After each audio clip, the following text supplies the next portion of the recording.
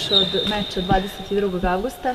Pa isto to mogu da kažem kao i moje sad da kažem mogu prijatelji, protivnik, drug, Kristijan, znači što se tiče borbe manje je više bitno rezultat kakav će da bude, znači bitno je da protekne sve najbolje mogućem redu, da dođe puno ljudi, puno mladih ljudi i da promovišemo borilački sport u najbolje mogućem svetlu i da posle ove manifestacije budu znači, bukvalno naše sale, dvorane, sale za treninge pune, dece, omladine, nevaka i svega ostaloga.